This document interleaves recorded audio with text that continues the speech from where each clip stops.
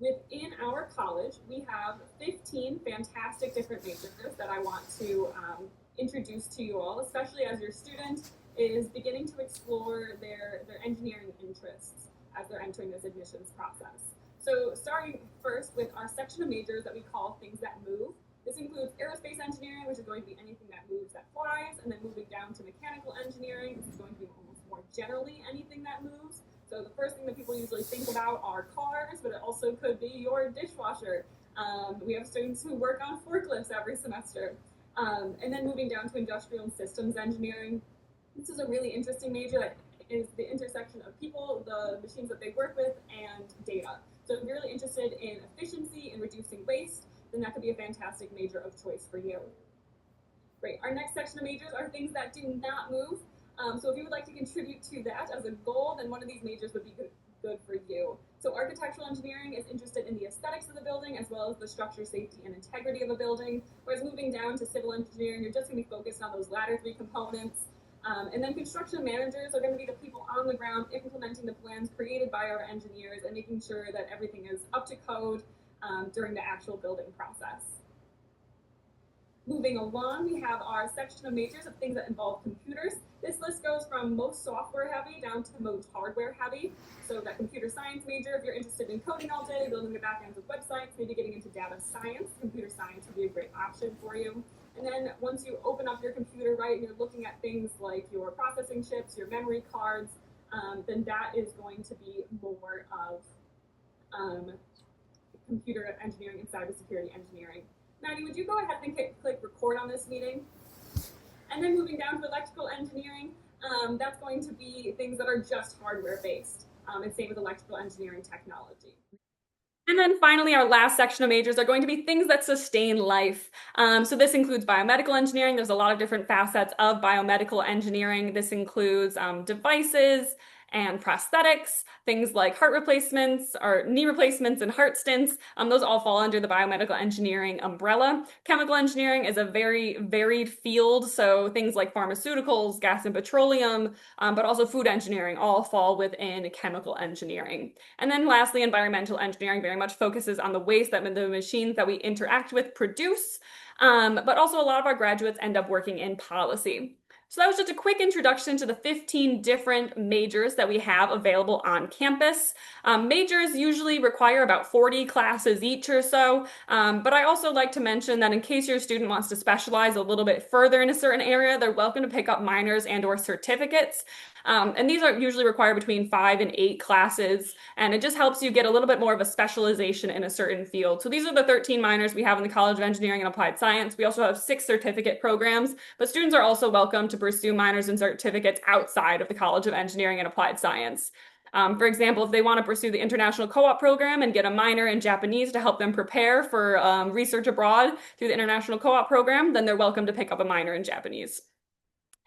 And I also like to make families aware that we also offer something called the Ascend program. This is an accelerated master's degree. So as we'll discuss a little bit later, all of our bachelor's degrees programs are 5 years long because they require 5 semesters of co-op in addition to their 8 academic semesters. Some people may think that they want to expedite that timeline a little bit by getting their master's degree as well. So graduating at the end of 5 years with both your bachelor's and your master's. It's nothing you have to decide on now. You can even just apply to join this program until after 1 year of courses at the College of Engineering and Applied Science. But it's good to know that you can specialize even further within one area or get a little bit of cross-training across multiple different disciplines through this Ascend program. And you don't have to take any standardized tests. You just have to meet a basic GPA requirement. And there's a few extra benefits. We'll scholarship and prorate your graduate level tuition down to the undergraduate rate if you choose a program within the College of Engineering, which is fantastic. But there are also programs available outside of the College of Engineering and Applied Science. And programs like the MBA and the JD might take a little bit longer than 5 years. Great. Moving along, I want to talk just a little bit about co-op before we get into questions, because that is a huge difference about the University of Cincinnati versus other universities and colleges. The concept of co-op was founded at the University of Cincinnati in 1906 by our dean at the time. He saw that our engineers had a lot of the understanding of concepts of engineering, but they did not know how to apply it in the workplace. So he wanted to have these engineering students get the experience, but also get some financial support as they work their way through school. This is now a keystone shown in our engineering curriculum. We require 5 semesters of co-op, and this can look very different for different students. We have a lot of students who travel for their co-op experiences. Some of them go in different places across the United States, and some students even pursue international opportunities, as I already mentioned. On average, our students are earning about $61,000 over their 5 co-op semesters. Just keep in mind that that is an average, so some students will earn more and some students will earn less. And then because we've been doing this for over 100 years, we've built up a lot of different industry and research connections. So lots of companies come to us year over year with positions that they would like to have filled by our UC engineering students, which is fantastic. And I also like to mention here that if students are interested in pursuing research on campus as an opportunity for a co-op semester, they are more than welcome to do that. Research on campus for co-op is also a paid experience, and it gives you a little bit of variety outside of industry experience. Great. Up next, help you visualize this a little bit. This is a sample curriculum of the 5-year program here at CEAS. So your first year in classes in the fall and the spring, just like any other program, and then you have that summer off. Our joke on campus is that it's your last summer off before you retire. And then your second through your third year, we integrate that summer semester in as either class semesters or summer semesters. You can see here that those red squares with the C are your co-op semesters, and those white squares are going to be when you're going to be taking classes. And then your 5th year, you're back on campus for the fall and spring, and you graduate at the end of that spring semester. So what is co-op? Co-op is, you're not going to be taking classes on co-op semesters. Instead, you're going to be working in industry 35 to 40 hours a week. You have to be supervised by an engineer. You have to be doing hands-on engineering work. And very important is that you do not pay tuition when you are out on co-op. So you do pay a fee to the university to maintain your full-time student status. Last academic year, that was set at about $450, but you're not paying that whole tuition payment, which is fantastic. Ultimately, it is the student who's finding and applying for these co-op positions, but there's lots of supports on campus. Like during your first year, you'll take an intro to co-op class where your co-op advisor will teach you how to find and apply for these co-op positions. They'll teach you how to write a resume, they'll teach you how to interview, and they'll help you access the databases that we use called UC Handshake to help find those co-op positions that you're eligible to apply for. And then you can work with your co-op advisor as closely or as not closely as you would like during your next 3 years as you're applying for co-op positions. And then there is also just a little note here that there is the best time to go on international co-op is during your 4th year where you have a double co-op semester. Great. And then the final section of the day is a little bit about how to apply, which I'm sure is going to be what most of your questions are about. So I want to give a little bit of context here, not just about the University of Cincinnati, even though I did generally talk about all of our programs. I know that everyone's going to be applying to more than one school, so I would encourage you to explore the differences between different programs that are offered at other universities. That co-op program is not so common across other institutions. It's something that makes the University of Cincinnati a little bit more unique. But I also want to talk a little bit more generally here about the general admissions process.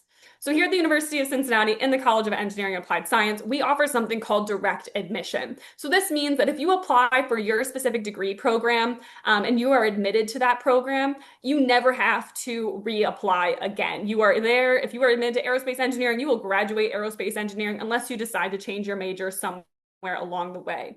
This does contrast with some other engineering schools where they do a system that we'll call secondary admission, where you get admitted into a general engineering pool, and then usually after 1 semester or 1 year of coursework, you will apply into the specific major of your choice. So again, at the University of Cincinnati, we offer direct admission, meaning that if you apply and are admitted to your specific major, you will never have to apply again.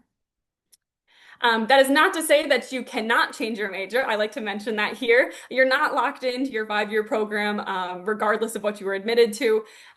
You can change your major. It's a very simple process. It's just a basic GPA requirement and an online form. And as long as you change your major during your first year or that summer after, it's not going to affect your timeline to graduation, which is fantastic. So a little bit about courses that are required. We do require 4 credits of math. If you're wondering if you have that, that is the minimum high school requirement in Ohio and also Indiana and Kentucky. You need 4 credits of math to graduate from high school. And at a minimum, that should include pre-calculus. So we really encourage students to get pre-calculus on their transcript as it is a requirement. And if it's possible to take calculus by the time you graduate as well, we love to see that on applications, but it's because it shows that you are capable and you're already working with some of the math concepts that you'll be dealing with with in college at the university level.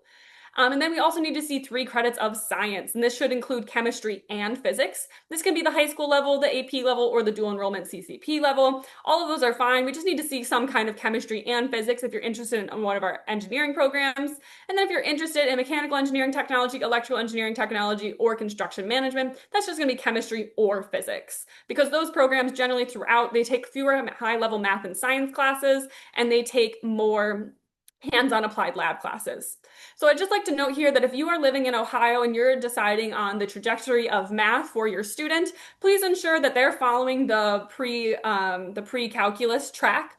There is also a discrete math track that is sometimes recommended for students who are interested in computer science. We do not recommend that students take that because they will not fulfill that pre-calculus requirement by the time they graduate. Great. And now the application process. So the Common Application, which is the system that you will use to apply to a variety of different universities. It's not just specific to the University of Cincinnati. It will be, you can put in all the universities that you want to apply to, and it creates a very convenient drop-down list of all of the different materials that you need to send into each schools. So that system, the Common Application, opens up tomorrow. So August 1st is when you'll be able to begin submitting your applications to colleges. Our application deadline, our recommended application deadline at the University of Cincinnati is going to be November 1st this cycle. So for people who are applying for fall 2026, they need to have all of these components of their application submitted by November 1st. The required items are here in red. So the Common Application and the high school transcript. This must be an official version of the transcript that is submitted by the high school counselor directly to the University of Cincinnati. But we also encourage letters of recommendation. 2 or 3 is a perfect amount, especially one from someone who is STEM related. And then we do also it optional through fall 2026 to submit your ACT or SAT test scores. And just please note that that November 1st deadline is required to be considered for all of our most competitive programs, for scholarships, as well as the University Honors Program. And you all want to be eligible for scholarships, so please make a big note on your calendars that November 1st is that deadline.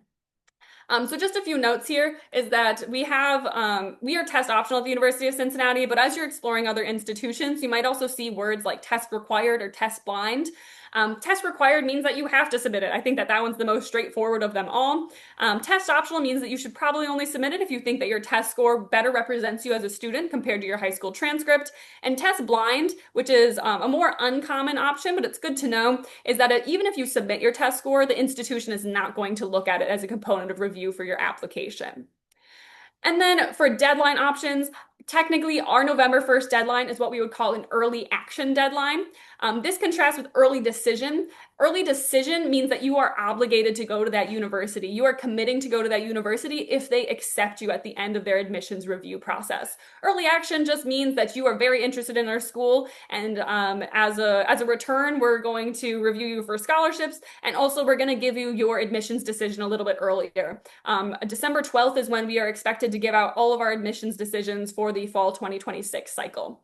And then regular decision means that you want to take a little bit more time to review your application and you're going to submit it at your leisure.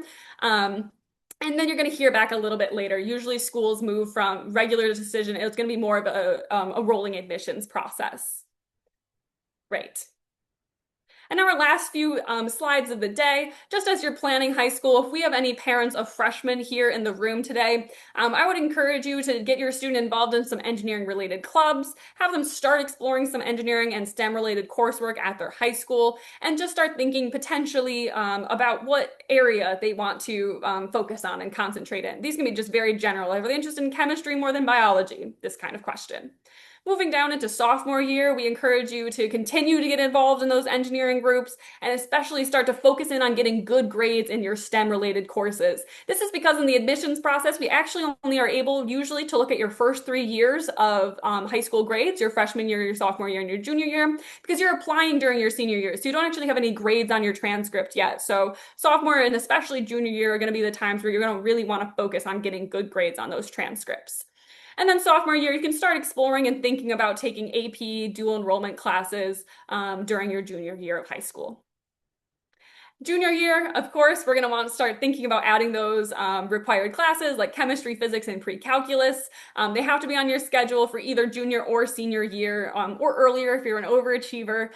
Start getting into leadership positions, go on college fairs, and attend college visits as well. So you can start exploring and seeing what interests you in a university, in a college, and in a program. And then, of course, we always recommend that you try taking the ACT or the SAT 1 or 2 times just to see what your score is. And then you can begin writing your college essays and start creating more of a concrete list of the schools you want to apply to. And then senior year is the big one. So in the fall, you are going to begin applying for August 1st when the common application opens. This section should definitely say the spring, just to keep that in mind. And then in the fall, you're going to want to continue taking your rigorous courses, keep enrolling in those STEM courses, keep your grades up as much as possible, especially if they're dual enrollment or AP courses. And then you're going to really have to work on all of your submission items. I always like to remind students that you should request letters of recommendation at least 2 or 3 weeks ahead of time. So more or less, once your seniors start school during their final year, they should go ahead and ask their recommenders to begin writing those letters. October 1st is when the FAFSA opens, which is the application for federal financial aid. So definitely submit that. You never know what you're going to get. And just check your emails regularly for updates throughout your senior year. That's really important because all of your communications with not just the University of Cincinnati, but all of your other colleges is generally going to be done via email. So if someone needs you to submit a supplemental item to your application, you want to make sure that you're checking that regularly so that you can submit it quite promptly. And then just keep in mind that in the spring, things move quite fast. You might want to start applying for external scholarships. You need to confirm by May 1st. Sometime before May 1st or after, you need to register for housing and orientation at your university. You need to sign in your final high school transcript so that they can ensure that you actually did graduate high school. And then most engineering schools will have something computer requirements where they require you to come to campus with a specific laptop that is capable of the engineering work that you're going to be completing throughout your time at that university. Great. Okay, so that was my quick presentation. I want to make sure that everyone had the basics before we get into more specific questions.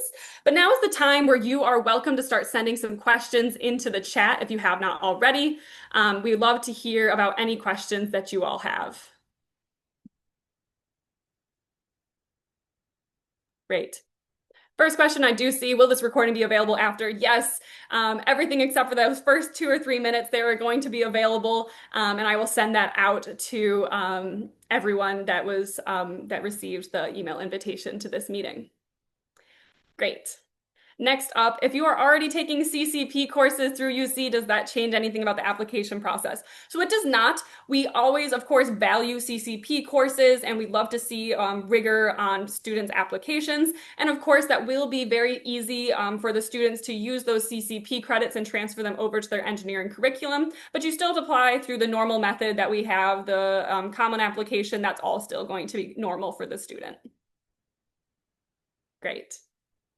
Mark, I see your question. When are scholarships and financial aid decisions made? So scholarships are within the university's realm. So scholarships are going to be released either on the same day as admissions decisions, which is slated to be December 12th, or within 2 weeks after then. So by Christmas, more or less, you should have all of the information that you need from the University of Cincinnati. Financial aid is a little bit more complicated because it is run through the federal government. Usually we see financial aid packages heading out around March or so. I would recommend sending in your financial aid application as soon as the application opens in early October. And then you'll be able to get that information as soon as it's available through our Office of Financial Aid because we have to process it on our end and send it out to y'all. Great. Up next. Can you use university housing if you are co-oping? That's a fantastic question. So you can absolutely stay in university housing if you are co-oping in the regional Cincinnati area. I did mention that some students choose to travel for their co-op sessions. And if you have university housing contract at that time, you just have to let them know that you're heading out on co-op and they will cancel that for you, no questions asked. But if students would like to stay in the Cincinnati area, continue living in their residence hall, they are welcome to do so, and their rates will stay the same. Great. Melissa, your question is, will test optional remain beyond 2026? Unfortunately, we don't have the answer for that right now. I can guarantee that fall 2026 is going to be a test optional cycle. However, if you have a younger student, I would recommend checking in again in about 8 months or so when we'll have a little bit more information about whether the next cycle will be test optional or not. Just like I mentioned, I would highly recommend that every student try taking that standardized exam at least once just to see what their score is. But I don't have any further clarification about if we'll be test optional in 2027 and beyond at this time. Great. Angela, I see your question about if they do not get into a specific engineering major, are they discounted for all of the engineering options? That's a great question. So the way that the Common Application works is that students are going to choose major number 1 and major number 2. Major number 1 should be the major that they are most interested in. This is the one that we will review them for first. So if your student is most interested in aerospace engineering, they should put that down first, and then put down something like mechanical engineering as number 2. We will review them for aerospace engineering, and if we deem them not eligible, we'll review them for mechanical engineering. We also offer a fantastic program called the First Year Engineering Program. This is a program that we have available. It's referral only, meaning that only our admissions staff can place students into it. They can't apply to it directly. And this is basically a program that we have available in case students don't meet all of the admissions requirements, or we're not quite sure if students are going to be capable of their engineering curriculum by themselves their first year, but we want them in the college. So we're going to give them extra academic and advising support, as well as a faculty mentor to support them during their first year. And then after that time, they'll be able to apply into the major of their choice. So we have a few extra, there are also other pathways where if students aren't deemed eligible to the College of Engineering and Applied Science at all, they also can start in the College of Arts and Sciences through the exploratory program. So basically, if your student wants to graduate from the College of Engineering Applied Science at UC, they are going to be able to do so. It just might look a little bit different for every student. So about 75% of our students do get admitted to the first major of their choice on their application, though. So it's a pretty good ratio. Great. Oh, okay. The next question, does Indiana still receive in-state tuition? So yes, we offer 2 different rates for Indiana residents. So we have something called the metro rate, which is the counties that are generally closest to Ohio as well as Indianapolis. They receive absolute in-state tuition with no surcharges. Other areas in Indiana also receive a slightly different rate. It is just about $300 extra per semester. So you're paying basically in-state tuition just with a small surcharge. And that's going to be the reciprocity rate that we have. Great. Patricia, I see your question here. How does tuition work while on co-op? So tuition is not required to be paid while students are out on co-op unless they decide to take a one-off class. We do not recommend that students take classes while they are out on co-op. We would like them to focus on their work at the co-op session. But so usually students are not paying tuition while they are out on co-op. Instead, they will just pay that fee to the university to maintain their full-time student status, which is very important for scholarships, financial aid, and resources on university purposes. So that fee last year was at $450 per semester, which is a little bit of money, but not too bad compared to that tuition payment. Great. What are the middle 50% stats for students who were admitted last year? That's a great question. So while we don't release the specific middle 50% statistics, I will let you know that our minimum GPA requirements for review are a 3.6 GPA for weighted GPAs and a 3.4 GPA for unweighted GPAs. And of course, I would love to discuss the middle statistics for our test scores that are submitted. But our test scores are pretty biased because we are test optional. So people are only usually submitting their test scores if they're very happy with that score. So I would say you should just do a little cross comparison of your test score versus your high school GPA and make a decision about which one is more impactful for an admissions officer to be looking at. I would say if you're close above a 28 or so, that's a really solid score, and we would love to see that. But it can be dependent on the specific student. Great. What engineering majors are the most competitive in regard to acceptance? It's a good question. So our three most popular majors, I would say, are aerospace engineering, mechanical engineering, and computer science. So of course, everyone should be submitting their applications by November 1st because you all want to be reviewed for scholarships. But especially if you're interested in one of those three majors, I would highly recommend submitting your application by November 1st because historically we have had to close those majors to new applicants in the past due to just so much interest in them. Great. Tracy, your question, what percent of students are admitted to the College of Engineering and Applied Science? So like I mentioned, about 75% of students are admitted to their first choice major. Maddie, do you know what the percentage is for second choice in FEP?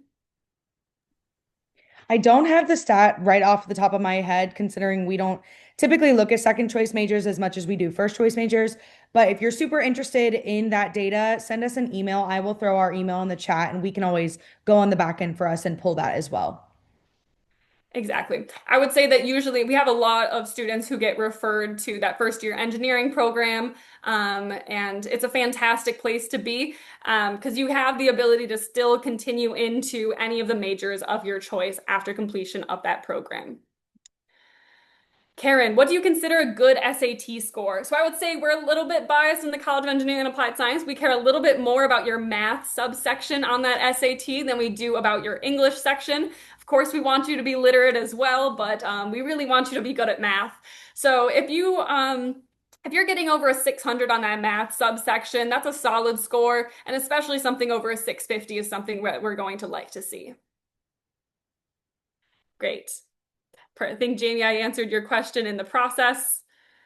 Fantastic. I'm down to the bottom of the list. Please feel free to keep sending in some questions into that chat there. With the GPA cutoff, does that mean students with below a GPA of 3.4 will not be reviewed? Not necessarily. So we have a first review process that's done through our general admissions office. And if our students are meeting other criteria, if they have about a 3.2 GPA, but they have all of the class requirements that we have, they're going to send them over to our office to review. And then we have a more lengthy review process that we'll do where we're going to consider all of their holistic strengths, their extracurricular activities, their essays and such. That GPA is set because that is the number that we've generally seen students being successful in the future. But it's not an absolute number. It's not like they're going to get siphoned off the pile if they don't quite meet those numbers. If they're close, we'll still review them.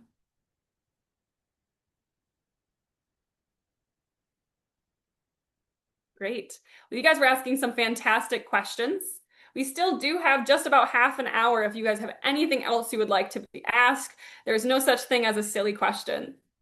I did add in there as well too. These can be any type of questions that you might have on the college admissions process for engineering, but also we work very closely with our central admissions team. So if you have more general Cincinnati questions, whether that be campus life or the city or safety or student organizations, feel free to ask those as well.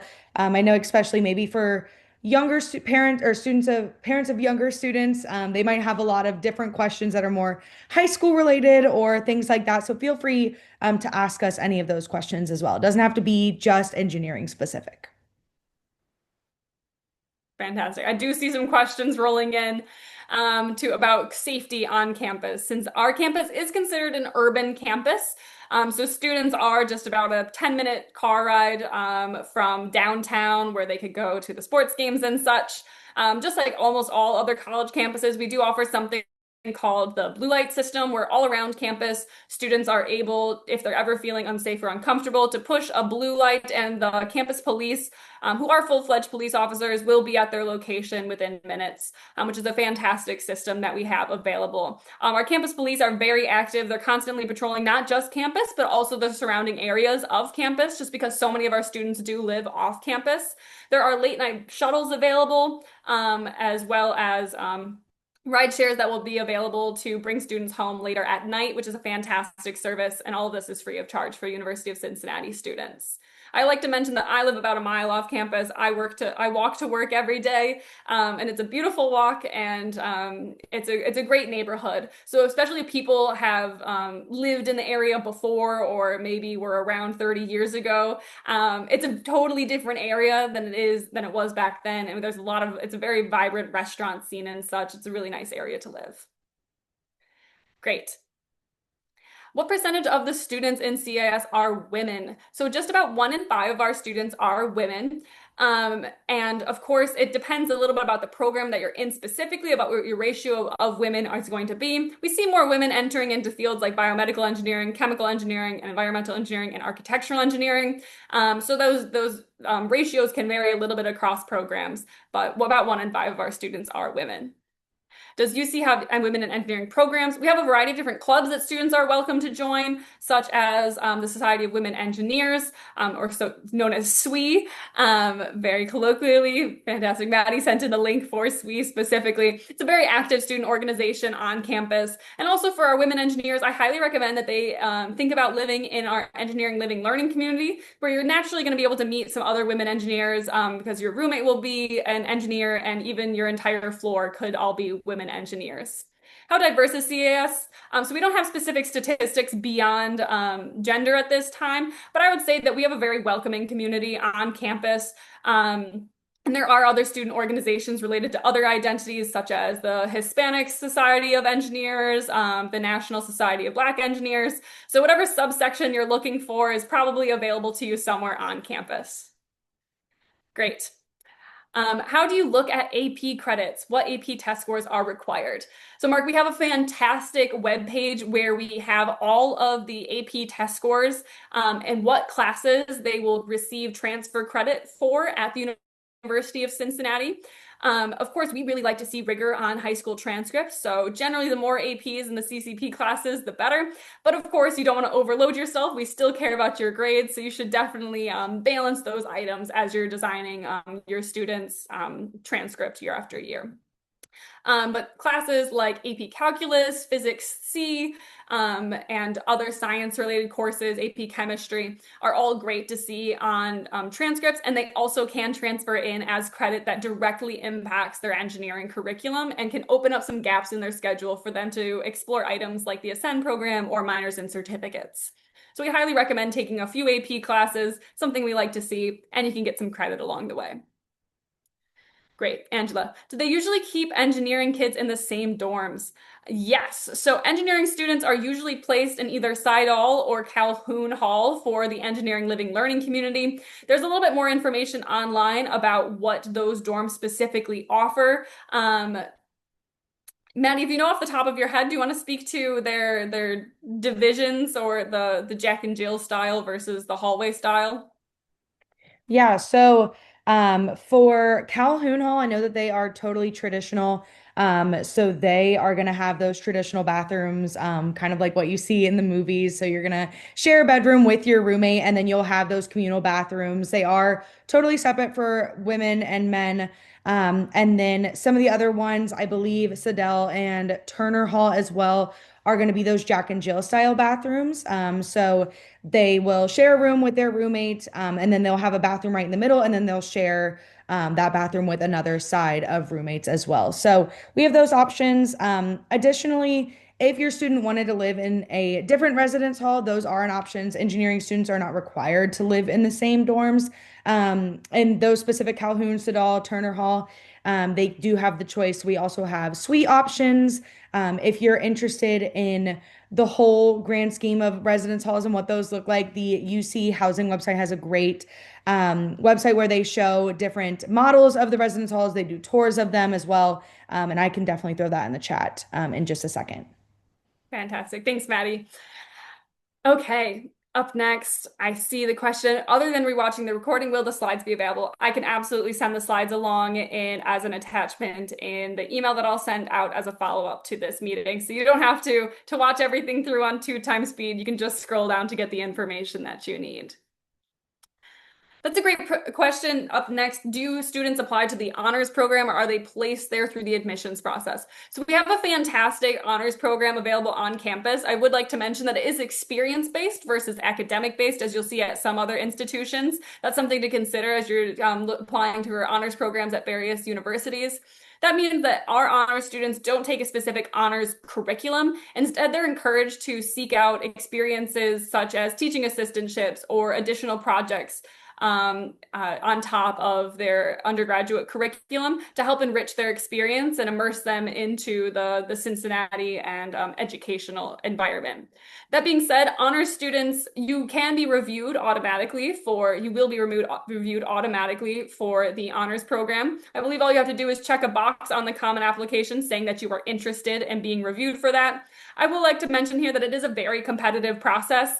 And so you can always apply again later if you don't get in first round. They accept transition students every year. And the program is actually designed to be a 4-year program, as the majority of programs on UC's campus are 4-year programs. So our engineering students actually have an extra year to complete that honors curriculum. So don't be shy about applying again for the second round.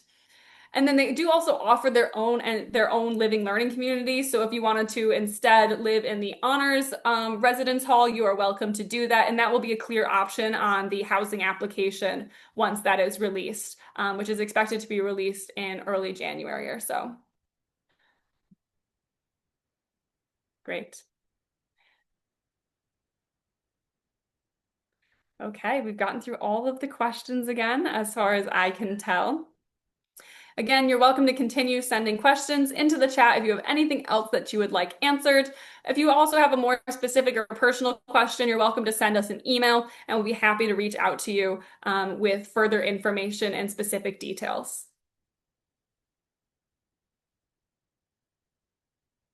Great, and we'll wait here for just about 3 more minutes or so, and if we don't get any other questions, then we can close up shop for the day. But we're happy to wait here until 7 p.m. And answer any questions that you all may have.